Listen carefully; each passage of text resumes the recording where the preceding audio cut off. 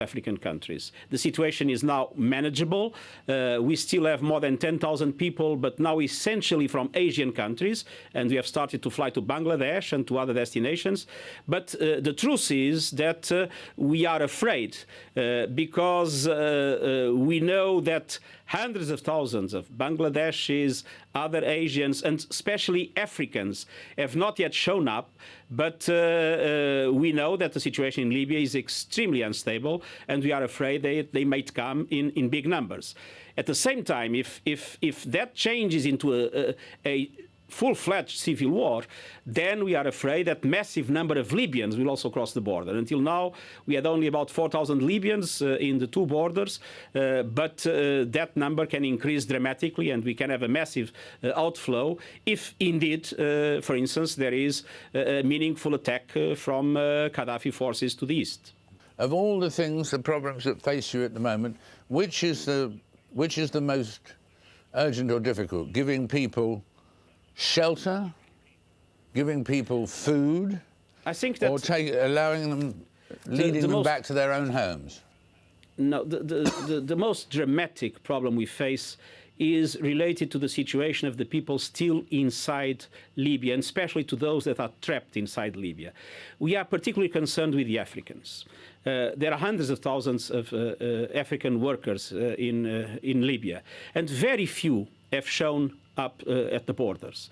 And we know that because of the African mercenaries that are used by the regime, there is a reaction of the population in relation to Africans, and there is sometimes a confusion, thinking that everybody that comes from sub-Saharan Africa might be related to those mercenary activities.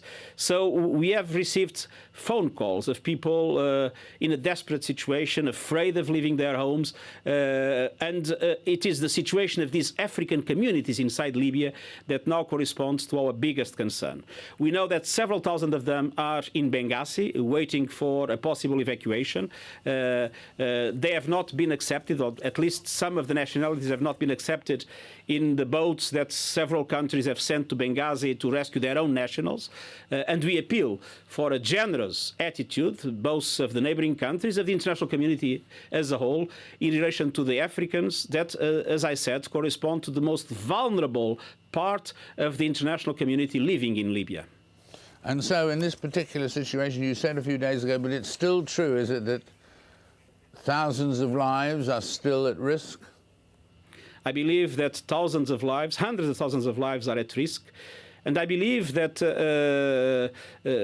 of those lives, many cannot go back to their countries of origin. We are helping, as I said, tens of thousands of people to go back to Egypt, to Bangladesh, to Mali, to several other countries. But there are people from Somalia.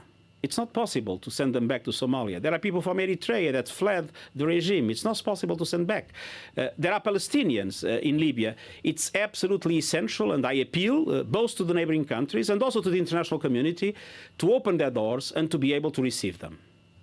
How long will this go on? When will we be talking about it in the past tense? In a year's time? 6 months? That is very difficult to say. Look at Côte d'Ivoire. You have two presidents in the same city for months, and the international community has not been able to solve this problem.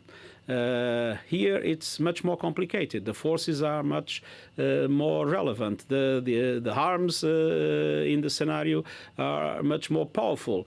And the international community seems not to have the instruments to really stop the possible bloodshed that might occur. So indeed, we are very concerned, and we hope that the international community will be able to find a way to really stop this dramatic situation. Antonio Guterres, thank you very much indeed for being with us. It's a pleasure.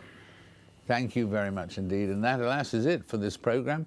My thanks to all of our guests. Do join me again for the next Frost Over the World. Until then, goodbye for now, and thanks again to Antonio and all the guests.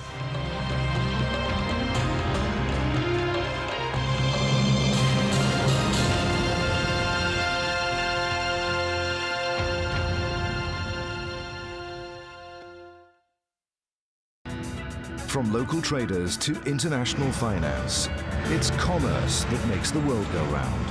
For global companies and developing markets, communication is the currency, and information is the most valuable commodity. Counting the cost at this time on Al Jazeera. What Gaddafi has done, he dismantled or destroyed the system in the country. As chaos and violence sweep across Libya, they're living through fear, they're living through a nightmare. They're using ammunition, live ammunition. Al Jazeera hears from those who have lived in fear of Gaddafi's regime. We don't want him to leave. We want to arrest him. 42 years is too much. Libya, a state of terror. At this time on Al Jazeera. The relocation of the Ahmadiyya has magnified the issue of religious intolerance in Indonesia. Is this inevitable in a multicultural society? And is the government turning a blind eye? 101 East at this time on Al Jazeera. A history of guerrilla warfare. A place on the global stage. They were an organization created for a stateless population. But before fighting for their land, why did the PLO fight for independence from their Arab neighbors?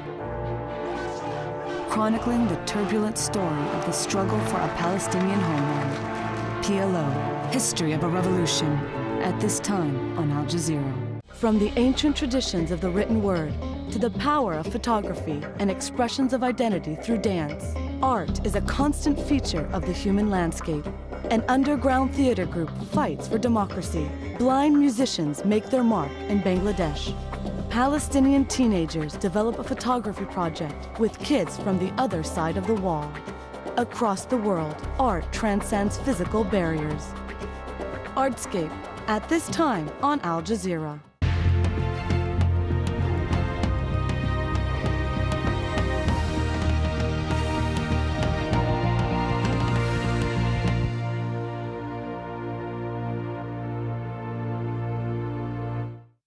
This is Al Jazeera.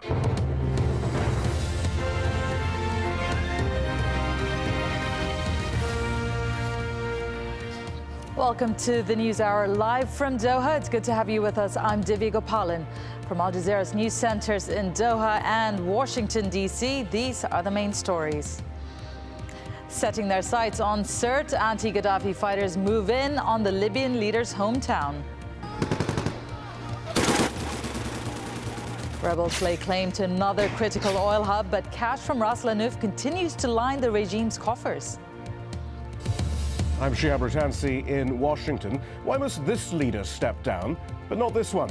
A look at the Obama administration's differing policies towards the Middle East protests. Egyptian demonstrators call for the secret police headquarters to be demolished in Cairo. And growing instability in Cote d'Ivoire prompts the United Nations to send in another 2,000 peacekeepers.